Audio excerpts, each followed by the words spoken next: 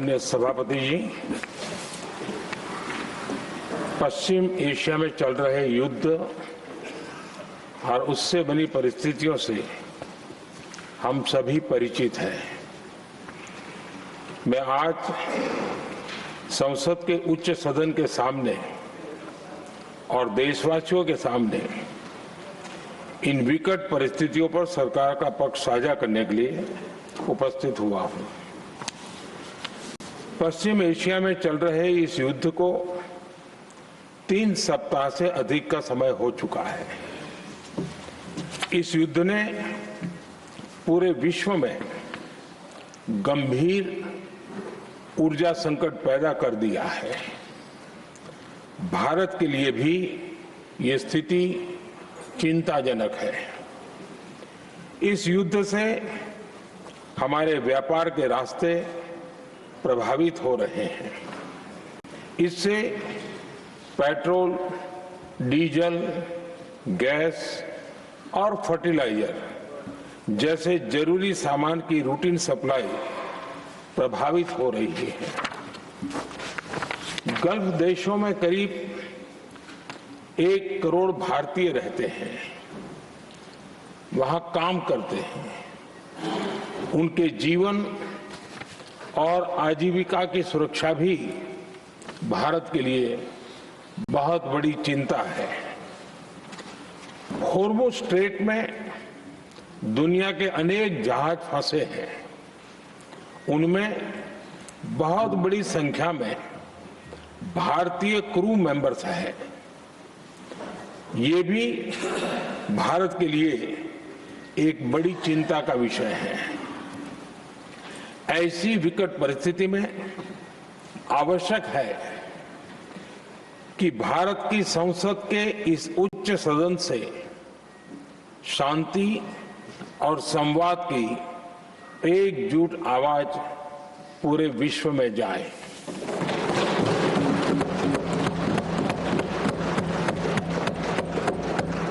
सभापति जी, युद्ध की शुरुआत के बाद से मैंने पश्चिम एशिया के ज्यादातर देशों के राष्ट्राध्यक्षों के साथ 2 राउंड फोन पर बात की है। हम गल्फ के सभी देशों के साथ लगातार संपर्क में हैं। हम ईरान, इजराइल और अमेरिका के साथ भी संपर्क में हैं। हमारा लक्ष्य डायलॉग और डिप्लोमेसी के माध्यम से क्षेत्र में शांति की बहाली का है। हमने डी एस्केलेशन और हॉर्मुज़ स्ट्रेट खोले जाने पर भी उनसे बात की है। कमर्शियल जहाजों पर हमला और हॉर्मुज़ स्ट्रेट जैसे अंतर्राष्ट्रीय जलमार्ग में रुकावट अस्वीकार्य है। भारत ने नागरिकों पर, सिविल इंफ्रास्ट्रक्चर पर, एनर्जी और ट्रांसपोर्ट से जुड़े इंफ्रास्ट्रक्चर पर हमलों का विरोध किया है। भारत डिप्लोमेसी के जरिए युद्ध के इस माहौल में भी भारतीय जहाजों के सुरक्षित आवागमन के लिए सतत प्रयास कर रहा है। भारत ने इस समस्या के समाधान के लिए संवाद का ही रास्ता सुझाया है। इस युद्ध में किसी के भी जीवन पर संकट मानवता के हित में नहीं है। इसलिए भारत का सतत प्रयास सभी पक्षों को जल्द से जल्द शांतिपूर्ण समाधान के लिए प्रोत्साहित करने का है। सभापति जी, संकट की स्थिति में देश विदेश में भारतीयों की सुरक्षा हमारी बहुत बड़ी प्राथमिकता है। युद्ध शुरू होने के बाद से लेकर अब तक 3,75,000 से अधिक भारतीय सुरक्षित भारत लौट चुके हैं।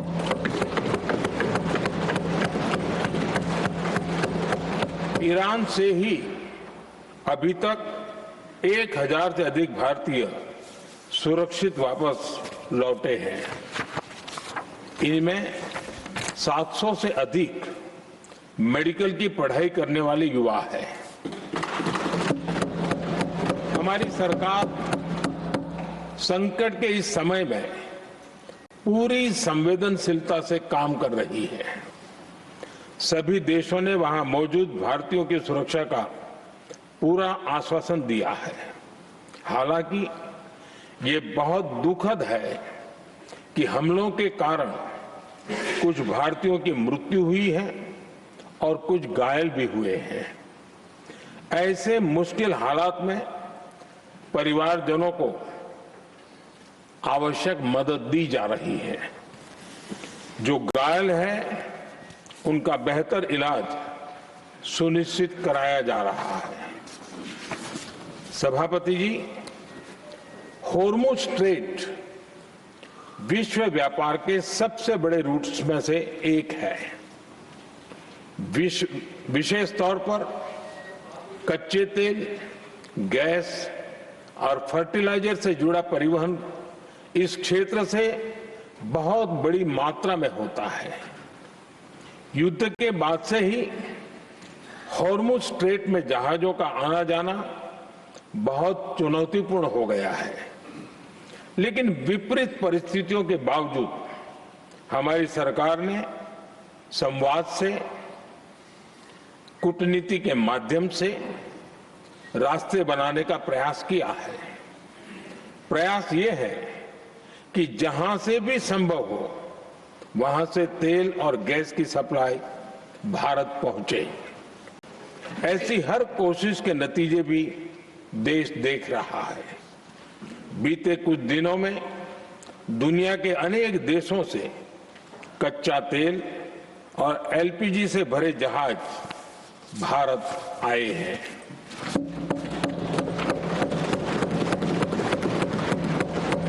इस दिशा में हमारे प्रयास आने वाले दिनों में भी जारी रहेंगे। सभापति जी, भारत का प्रयास है कि तेल हो, गैस हो, फर्टिलाइजर हो, ऐसे हर जरूरी सामान से जुड़े जहाज भारत तक सुरक्षित पहुंचे। लेकिन इस युद्ध से बनी वैश्विक परिस्थितियां अगर लंबे समय तक बनी रहती है तो गंभीर दुष्परिणाम तय है। इसलिए भारत ने अपनी रिजिलियंस बढ़ाने के लिए जो भी प्रयास बीते वर्षों में किए हैं, उनको और गति दे रहा है।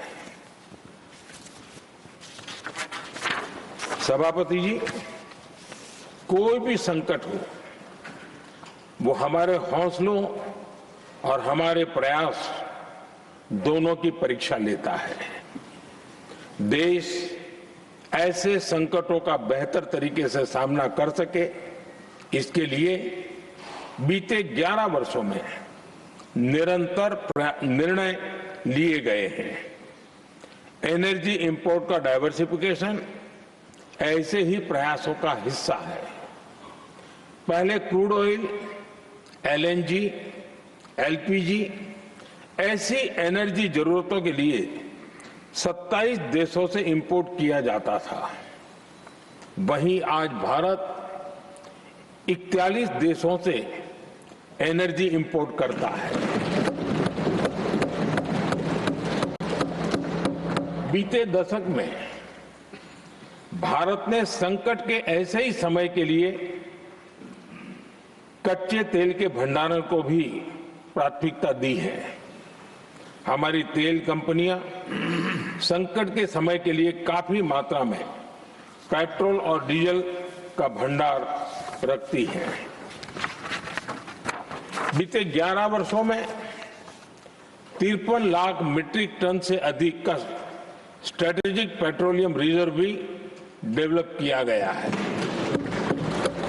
और 65 लाख मीट्रिक टन से अधिक के रिजर्व की व्यवस्था पर देश काम कर रहा है। साथ ही बीते दशक में भारत की रिफाइनिंग कैपेसिटी भी अच्छी खासी बढ़ाई गई है। मैं आपके माध्यम से सदन को और देश को ये आश्वासन देना चाहता हूं कि भारत के पास क्रूड ऑयल के पर्याप्त स्टोरेज के और निरंतर सप्लाई की व्यवस्थाएं हैं। सभापति जी, हमारी सरकार की कोशिश है कि ईंधन के किसी एक ही स्रोत पर ज्यादा निर्भरता न रहे। सरकार घरेलू गैस सप्लाई में एलपीजी के अलावा पीएनजी पर भी बल दे रही है। बीते दशक में देश में पीएनजी कनेक्शन पर अभूतपूर्व काम हुआ है। बीते दिनों में इस काम को और तेज किया गया है। साथ ही एलपीजी के घरेलू उत्पादन को भी बड़े पैमाने पर बढ़ाने का प्रयास किया जा रहा है। सभापति जी, बीते वर्षों में सरकार का निरंतर प्रयास रहा है कि हर सेक्टर में दूसरे देशों पर निर्भरता कम से कम हो। हम ज्यादा से ज्यादा आत्मनिर्भर हो, यही एकमात्र विकल्प है। जैसे भारत का 90% से अधिक ट्रेड विदेशी जहाजों पर होता है। ये स्थिति किसी भी वैश्विक संकट में भारत की स्थिति को और भी गंभीर बना देती है। इसलिए सरकार ने मेड इन इंडिया जहाज बनाने के लिए करीब 70,000 करोड़ रुपए का अभियान शुरू किया। भारत आज ship building, ship breaking, maintenance and overhauling ऐसी हर सुविधा के निर्माण पर तेज गति से काम कर रहा है। भारत अपने डिफेंस सेक्टर को भी अधिक रेजिलिएंट बना रहा है। बीते दशक में किए गए प्रयासों से भारत आज अपनी जरूरत के अधिकांश हथियार भारत में ही बना रहा है। एक समय था जब भारत अपने जीवन रक्षक दवाओं के कच्चे माल यानी एपीआई के लिए भी दूसरे देशों पर बहुत अधिक निर्भर था। बीते वर्षों में देश ने भारत में ही एपीआई इकोसिस्टम बनाने के लिए अनेक प्रयास किए हैं। इसी प्रकार रेयर अर्थ मिनरल्स में विदेशी निर्भरता को कम करने के लिए भी बड़े कदम उठाए जा रहे हैं।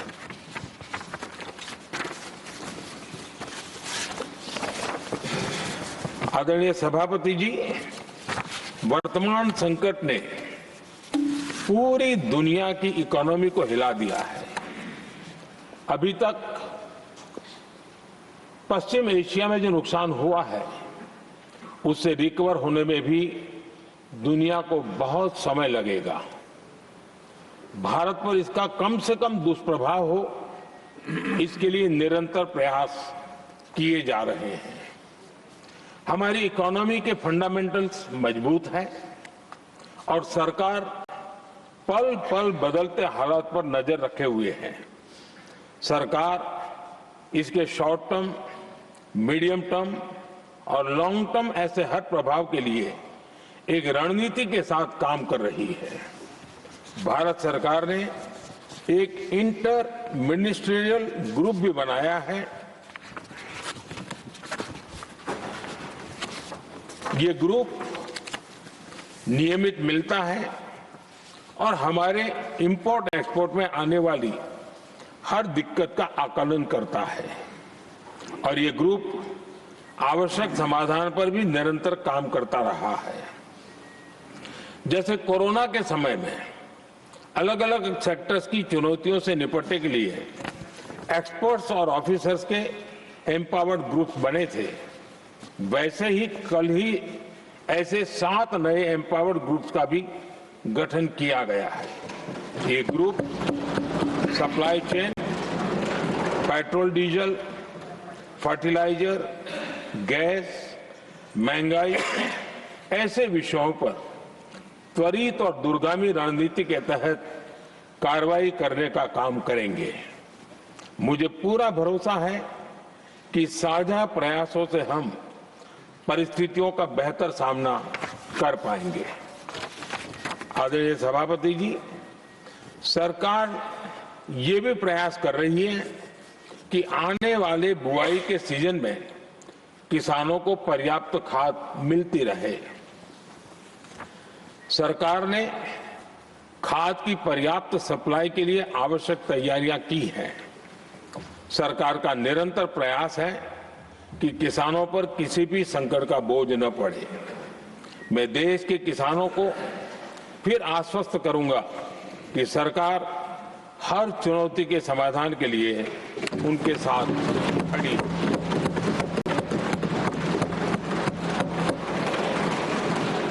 आदरणीय सभापति जी, ये राज्यों का सदन है।